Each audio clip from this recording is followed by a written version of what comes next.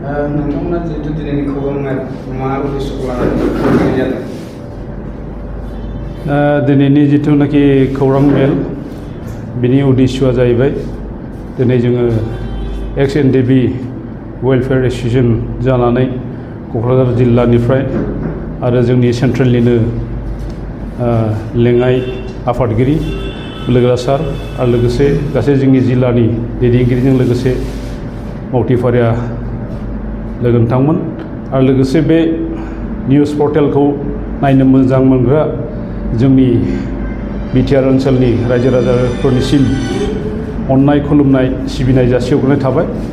दा जिथुनाखि जोंनि बे दिनैनि मेल जुथुमनाय बे मेलनि गेजेरजों जोङो XNDB वेलफेयार एसोसिएशननि जानानै थोंजोङै बेखौनो खावलायहरनो सानदों जिथुनाखि फैबाय थानाय 22 तारिखआव बयबो रायजोफ्रा काउन्सिल इलेक्शनखौ लानानै भट होनो थांगासिनो दं।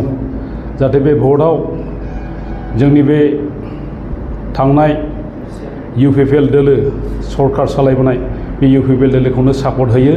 जों बेखौनो गुरैयै खावलायदों।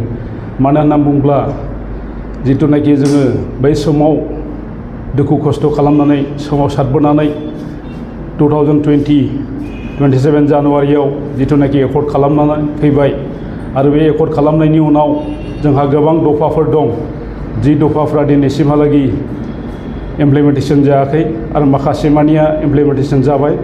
दा बेखौनो जाय दिनै UPPL दोलोखौ दैदेननाय UPPL दोलोनि आफादगिरि प्रमद बर' सार आरो लोगोसे गोबां सिगनेटारिस लिडारफोर दैदेनगिरिफोर बे UPPL दोलोआवनो दङ। जाहाथे बिसोरनो आरोबाव खनसेबाव सुबिदाखौ होयो जिथुनाखि जोंनि सोमावसारबोनायनि जि दफाफोर बे दफाफोरखौ मावफुंनो बिथांमोना खाबु मोनो बेखौनो जों गुरै रायजो राजाफोरनिसिम खावलायनाय थाबाय। जिहेतु नोंथांमोना UPPL दोलोखौ सापर्ट होबाय हिसाबै दुलाराय बिटिआरआव थानाय रायजो राजाफोरखौ बे फैबाय थानाय बैसागु थारिख मा खावलायनो सानो बबे दोलखौ सापर्ट खालामनो बांसिन नोंथांमोना खावलायनो सानो? दा फैबाय थानाय समाव जोंनि बे बिटिआरनि रायजो राजाफोरखौ जों थोंजोङै बेखौनो खावलाय सानदों UPPL दोलो जाय दोलोआ दिनै मोजाङै जोंनि समाजाव जोंनि ओनसोलफ्राव मोजां हाबाफारि मावबोगासिनो दं जाहाथे बे दोलोखौनो सापर्ट होनानै देरहाहोयो आरो ट्रेक्टरनि सावगारियाव भटखौ बयबो होयो बेखौनो जों गुरै खावलायनो थाबाय।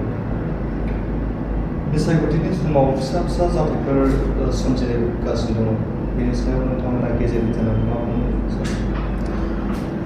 जि दिनैनि बे दिनाव जि बिसायख'थिखौ लानानै जि फिसा फिसा जाथायफोर गन्दगलफोर जाबोगासिनो दं बिनि सायाव जों बेखौनो खावलायगोन जाहाथे जों बयबो जि ओनसोलफ्राव थादों बे ओनसोलफ्राव थानानै जों बयबो जाहाथे बे दावराव दावसिखौ खालामा आरो बयबो मोजां सिन्था खालामनानै जाहाथे जों भटखौ मिनि खुसि बयबो होयो बेखौनो जों गुरै खावलायगोन।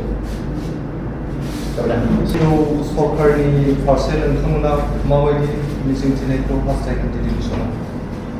फैबाय थानाय समाव जोङो सरकारनि सायाव जों बेखौनो मिजिं खालामदों जिथुनाखि जोंहा जि एकर्डआव फैखानाय दफाफोर दङ बे दफाफ्रा निस्सय मावफुंजागोन आरो मोनफ्रोमबो बिथिङाव जौगानायनि थाखाय बे सरकारा मावगोन जों बेखौनो मिजिं खालामदों।